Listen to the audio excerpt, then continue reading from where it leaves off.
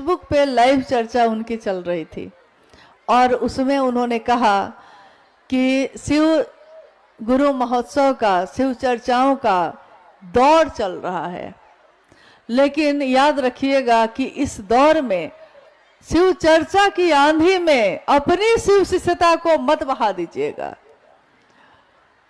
शिव का गुरु महोत्सव होता रहा है, होता रहेगा। जरूरी हो तो करिए, नहीं जरूरी हो तो मत करिए। आवश्यकता लग रही है तब करिए, नहीं है तो करने की जरूरत नहीं। जरूरत यह है कि मेरी शिव शिष्यता बची रहे। अगर शिव गुरु महोत्सव करने से शिव शिष्यता प्रगाढ़ होती है, आवेश और पैदा होता है, गति और बढ़ती है, तब तो बहुत सुंदर परिणाम है। लेकिन इसमें जो आयोजक हैं, जिन्होंने आयोजन किया है, उनकी मंशा भी अगर यही है, जो आया है उसमें उसकी भी मंशा यही है, और जो सुनने के लिए बैठा है उसकी मंशा भी अगर यही है, तो कहते हैं कि तीनों की मंशा एक होकर शिव से मिलती है। सामूहिक प्रार्थना में बहुत बल है, लेकिन इसकी बात यह सुनिश्चित होनी चाहिए कि मंशा क्या है, आपकी मंशा क्या है, इसी पे आपके हर काम का परिणाम है। चाहे वो आप अकेले में भी किसी से बात करते हैं, और अगर आप उससे ये सोचकर बात करते हैं कि वो मुझसे जुड़ जाए, तो आपके उस उद्देश्य में भी गंदगी शामिल है, क्योंकि आप अकेले में भी बैठे हैं, लेकिन आप उनकी मंशा बदल गई है। लाखों की भीड़ भी अगर एक जगह इकट्ठा हो गई है और मंशा आपकी वहीं पे है, अपने गुरु शिव से दया मांगते हुए आपकी मंशा अगर ये है कि सब के सब का मन महादेव की तरफ चले, उनके जीवन में गति और बढ़े, उनके मन में फैला अंधेरा, ये धुंध और साफ हो जाए, ताकि वो सही से देख सकें कि रास्ता आगे और क्या है, क्योंकि मंजिल की तरफ चलना है। तो अगर आपकी ये मंशा है, ये उद्देश्य है, तो कोई भी कार्यक्रम गलत नहीं है, लेकिन जरूरी हो तब कर किया जाए, नहीं जरूरी हो तो नहीं किया जाए।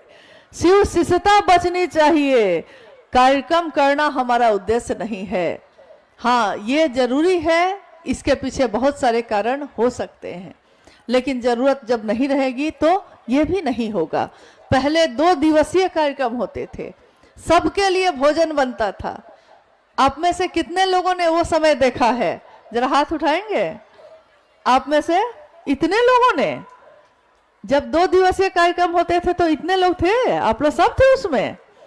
भाई, आप लोग अति प्राचीन हैं, आपके चरणों में प्रणाम है मेरा, क्योंकि हम तो आपसे नए ही हैं लगता है। खैर, कम लोग थे, व्यवस्था कम करनी पड़ती थी, तो 2 दिनों की चर्चा भी आराम से होती थी। दिन का खाना बनता था सबका, रात का खाना बनता था, कल का भी साहब आज दोपहर में चर्चा करते, फिर रात में भी चर्चा होती, फिर कल होके चर्चा होती, उसके बाद सब कोई विदा होते।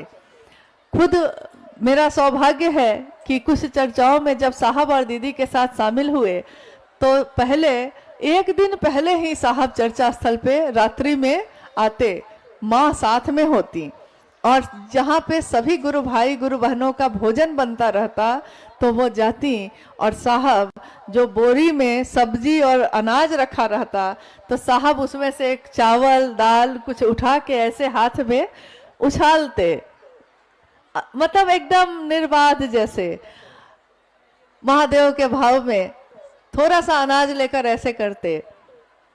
जहां गुरु भाई गुरु बहन भोजन बना रहे होते, तो माँ नीलम आनंद उनके हाथों से जो कलछुल था वो ले लेती और उसको 1-2 बार ऐसे ऐसे चलाती। कल होके कार्यक्रम होता, हजारों लोग हो जाते, लेकिन किसी का भोजन कम नहीं होता, सारे लोग भोजन कर चुके रहते, और तब भी आधा भोजन बचा ही रह जाता। ये तो मैंने भी अपनी आंखों से देखा है। एक वो भी समय तो रहा है, लेकिन संख्या जैसे जैसे बढ़ती है, व्यवस्था बदलती है। जब संख्या बढ़ने लगी, बहुत सारे लोग होने लगे, रहने में गुरु बहनों की संख्या ज्यादा है, घर से बाहर 2 दिन रहने में काफी असुविधा होने लगी। रात में सुरक्षा को लेकर चिंता होती, साहब भी जगे रह जाते, माँ भी जगी रह जाती। कितनी बार साहब ने भोजन नहीं किया कि अगर मेरे गुरु भाई गुरु बहनों को भोजन न मिला तो मैं कैसे करूं, कितनी बार ऐसा हुआ है। लेकिन जब संख्या बढ़ी तो साहब ने परिवर्तन किया कि कार्यक्रम अब से 1 दिन ही होंगे। देखिए, मैंने अभी थोड़ी देर पहले भी कहा है, साहब ने जब जब जो बातें कही हैं, अगर हम अक्षरशः उसका पालन नहीं करेंगे तो हमारी हानि है उसमें, और अगर करेंगे तो हम सबकी सुरक्षा और शुभ है उसमें। उन्होंने कहा कि 1 दिन का करिए तो 1 दिन ही करना चाहिए। अभी भी आप कहीं इक्का दुक्का जगहों से आज भी ये खबर आ जाती है कि अमुक आदमी ने 2 दिन का कार्यक्रम किया, कहा कि मुझको इससे कोई मतलब नहीं है। यानी वो गुरु भाई तो है ही नहीं, जो साहब श्री की बात को ही नहीं सुनता, उन्हीं की बात को नहीं मानता, उसको हम गुरु भाई या गुरु बहन कैसे कहें। साहब ने कहा रात्रिकालीन चर्चाएं नहीं होनी चाहिए, क्योंकि गुरु बहनों की सुरक्षा का सवाल है। देखिए, गुरु बहन कहना और गुरु बहन मानना, दोनों में जमीन आसमान का अंतर है। गुरु बहन माना उन्होंने, इसलिए उनको चिंता हुई कि मेरी गुरु बहनें रात में सुरक्षित घर कैसे जाएंगी, उनका परिवार भूखा तो नहीं रह जाएगा। तो उन्होंने सुरक्षा की चिंता की और कहा कि किसी हालत में रात्रि 8 बजे से पहले लोग अपने घर पहुंच जाएं, यानी संध्या होने लगे तो चर्चा को विराम करिए और लोग सुरक्षित अपने घर जाएं। फिर भी उस समय भी कुछ लोग तो ऐसे हुए जिन्होंने कहा कि हम तो करेंगे ही करेंगे रात में, और उन्होंने किया भी। परिणाम अच्छे नहीं रहे, ये भी बहुत लोगों को पता होगा, परिणाम अच्छे नहीं रहे। फिर साहब ने एक बात और कही कि जब भीड़ हो तो आप सरकार का परमिशन लीजिए, जब कार्यक्रम करिए तो हर चीज की पारदर्शिता रखिए, क्योंकि सामूहिक कार्यक्रम सबके बीच किया जाता है। और कभी भी इसके अनुसार चलिए, जो परिपत्र जारी किए गए, साहब के द्वारा जारी किए गए, संस्था साहब के द्वारा बनाई गई, ये शिव की शिष्यता उनके द्वारा दी गई। आज जो हम इतने मिजाज से कहते हैं कि शिव मेरे गुरु हैं, ये वाक्य ही हमारे जीवन में उनके द्वारा आया। किसने कहा कि शिव मेरे गुरु हैं, आपके हो सकते हैं? साहब हरिनानंद जी ने कहा। किसने कहा कि शिव से दया नहीं मांगोगे तो बाकी दूसरे दोनों काम नहीं हो सकेंगे? पहला सूत्र प्रतिपादित किया उन्होंने, शिव से दया मांगना। किसने दिया पहला सूत्र, दूसरा सूत्र, तीसरा सूत्र? साहब हरिनानंद जी ने 3 सूत्र ही दिए। उस समय भी 2-4 लोग ऐसे हुए जिन्होंने 4 सूत्र दिए, जिन्होंने 21 सूत्र किए, परिणाम अच्छे नहीं रहे।